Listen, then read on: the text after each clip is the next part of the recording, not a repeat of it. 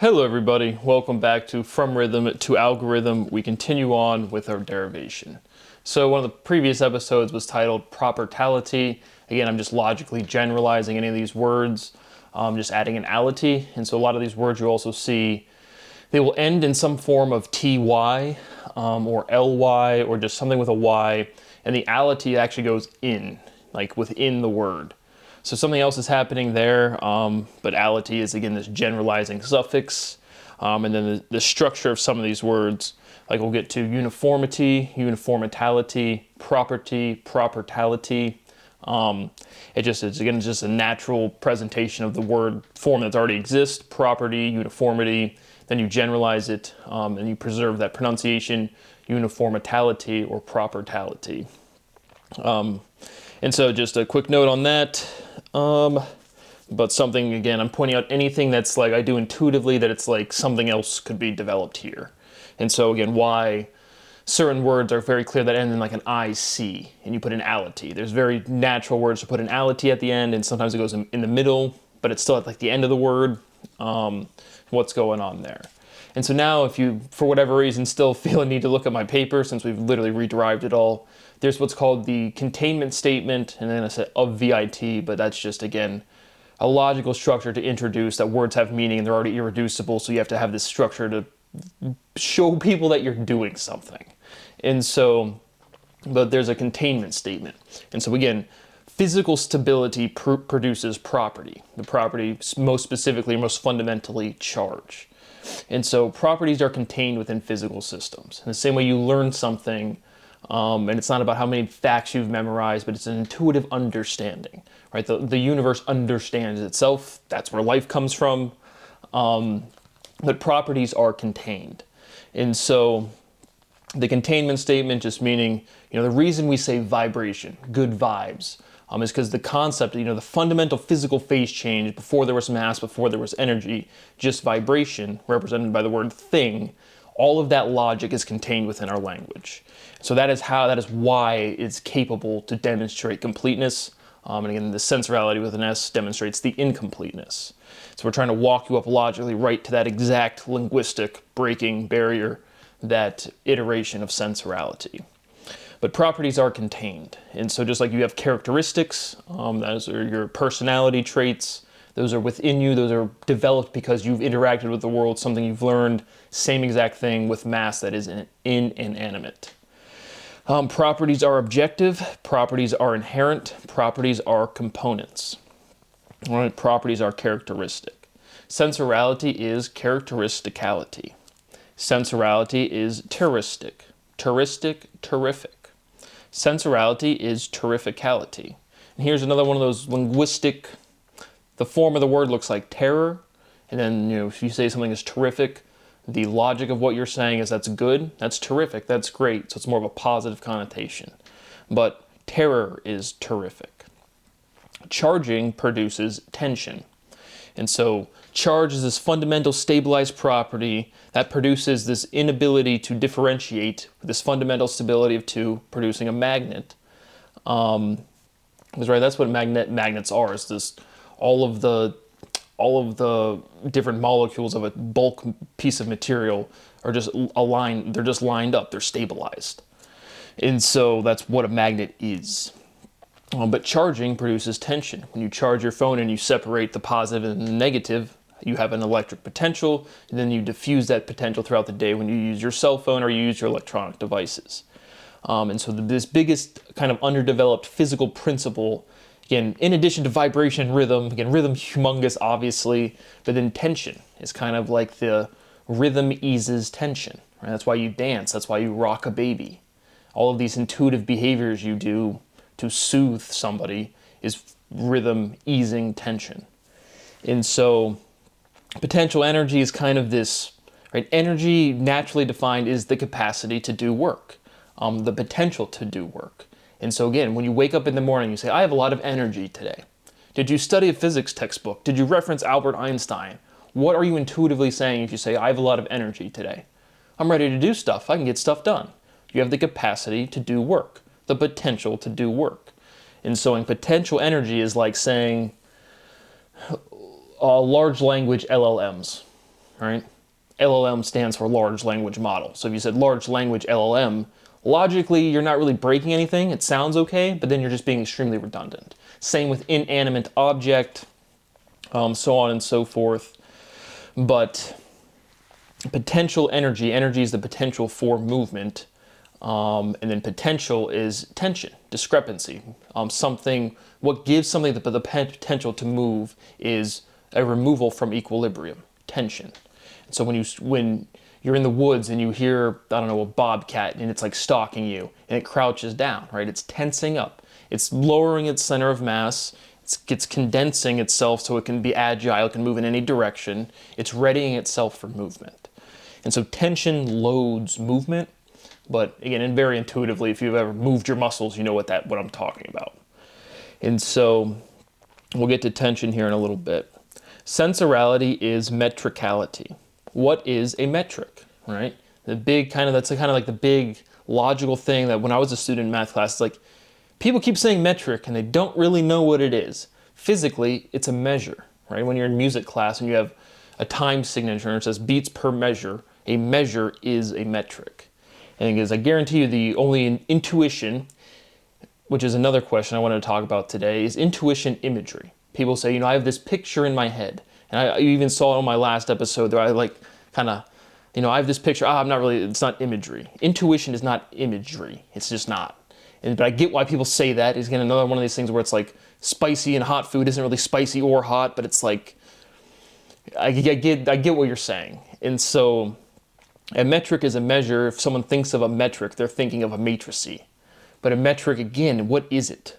It's kind of like your description. If you have a matrix and you call it a metric, it's a description of space, right? How this tensor, we have curved geometry, so we need to go, what's a geodesic, this point between 1 and 2. Last time we derived the geometric set, the only difference between 2 points is a line, but then straight lines don't really exist, and that's where you have geodesics.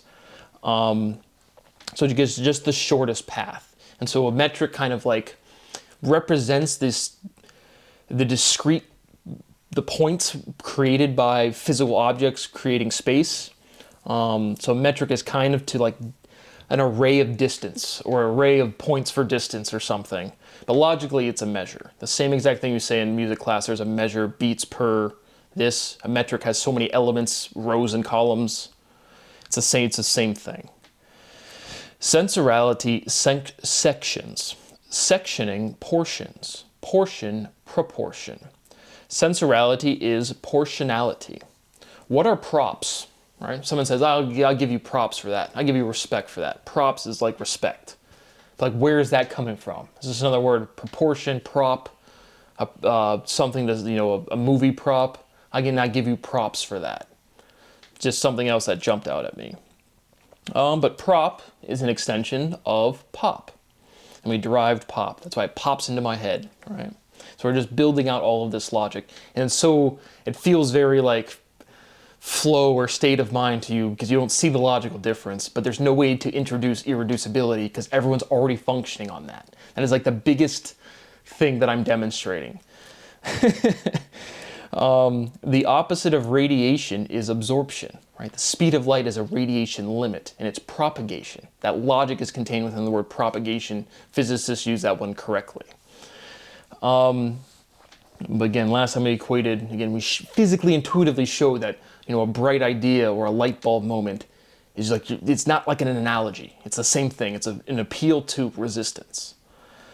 Sensorality is absorptionality. Absorption is filtration. So again, we have absorption, right? It's some that fundamental stability of two linguistically is that absorption. You go from the B to the P, you like flip something, geometrically something's happening to close something, but to show this completeness. We've derived the physical stability. This dichotomy is obviously there. Absorption is filtration.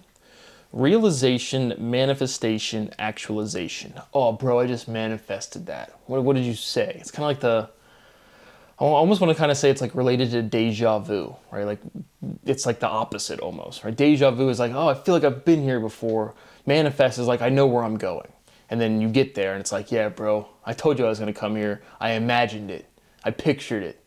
It's just like I'm going to be consistent enough to have a reasonable expectation that I'm going to get something done. I manifested. So manifestation is really like manifestation and realization are kind of like the same thing, but you realize after you, like if you say you're going to do something and then you realize it, that's manifestation. Realization, logically equivalent to actualization. Actually, literally, right? Those are all real. Sensorality is infestation. Infection, infestation. Again, overall, just looking for this connecting syllability. We've proven this, we've shown this discreteness, and then emergence, the field is consistent, the logical field. And so we just have to connect them up linguistically and we'll be able to drive down and stabilize our axiom. And so we've obviously said it a bunch, but now that we've derived this ality internally thing, right, sensorality derives down to sensory. So sensory is sensorality. And that's kind of like logically completing it. And again, you should feel a little more intuition there, even though we've said sensory, and again, it's clearly sensory without ality is sensorality, or with ality. But we have to get to these points of derivation, because we're all, again, knowledge is sufficiently complete. I've been saying these same words my whole life, but you have to put them in order. And it takes a long time to like show you this process. Essentiality is sensory, right? Senses are essential. Sensuality is sensory. Sensation is sensory. Sorry is sensory. Right? You feel like you should apologize. You feel like you do something wrong because it's inherent inefficiency. That's the desire to apologize. It's logical, right? We'll prove that like 5 episodes or 10 episodes or whatever. But what is the relationship of tension and intensity? And velocity is intense. Momentum is intense. And so you maximize, again, linguistically, they look pretty proportional to me. But if something is very tense, it is intense, or it can produce intensity. And so I just say they're proportional. Linguistically, obviously, they're very similar. Because again, we're kind of, again, sensorality is our logical, complete concept that we've started kind of at the top.